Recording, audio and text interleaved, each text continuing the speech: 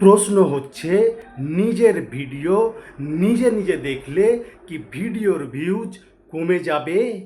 এর উত্তর হচ্ছে না।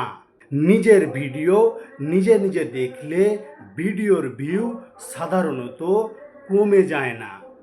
তবে কিছু বিষয় আমাদের খেয়াল রাখা দরকার। এই বিষয় নিয়ে আমি আজকের এই ভিডিওতে বিস্তারিত আলোচনা করব।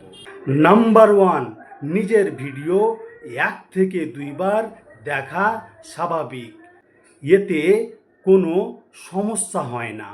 নাম্বার 2, একই অ্যাকাউন্ট থেকে বারবার ভিডিও চালিয়ে ভিউ বাড়ানোর চেষ্টা করলে ফেসবুক সেটিকে অস্বাভাবিক কার্যকলাপ হিসেবে ধরতে পারে।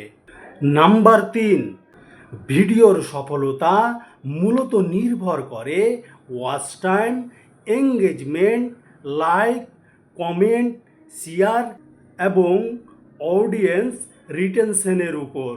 নাম্বার 4, নিজের ভিডিও দেখে ভিউ বাড়ানোর চেয়ে নিজের কন্টেন্ট আকর্ষণীয় থাম্বনেল এবং শক্তিশালী হুক বেশি ব্যবহার করা কার্যকর।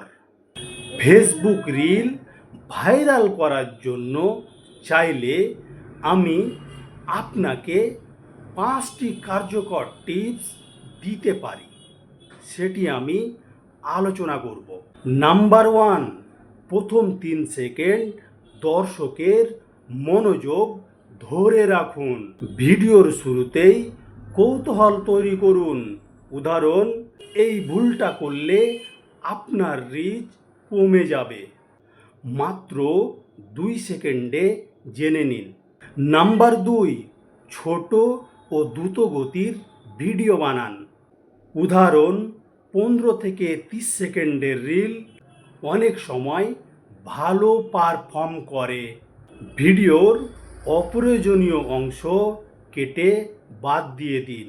দ্রুত কাট, টেক্সট, জুম ব্যবহার করুন। নাম্বার 3, দর্শকদের কমেন্ট বাড়াতে উৎসাহিত করুন। ভিডিওর শেষে প্রশ্ন করুন। উদাহরণ, আপনার মতামত কি? আপনি কি এটা আগে জানতেন? এইরকম প্রশ্ন রাখুন। নাম্বার 4, আকর্ষণীয় থাম্বনেল ও টাইটেল ব্যবহার করুন। নাম্বার 5, নিয়মিত পোস্ট করুন। উদাহরণ, প্রতিদিন 1 থেকে 3টি রিল দিনে আপলোড করুন। একই ধরনের বিষয় নিয়ে ধারাবাহিক কন্টেন্ট তৈরি করুন। যে সময় আপনার দর্শক বেশি অনলাইনে অ্যাক্টিভ থাকে সে সময় আপনি পোস্ট করুন। তো আমার এই ভিডিওটা আপনাদের কেমন লাগলো কমেন্ট বক্সে কমেন্ট করে জানাতে ভুলবেন না। আর ভিডিওটা আমার অন্যান্য অডিয়েন্সের মাঝে প্রচুর পরিমাণে শেয়ার করে দিন। ধন্যবাদ।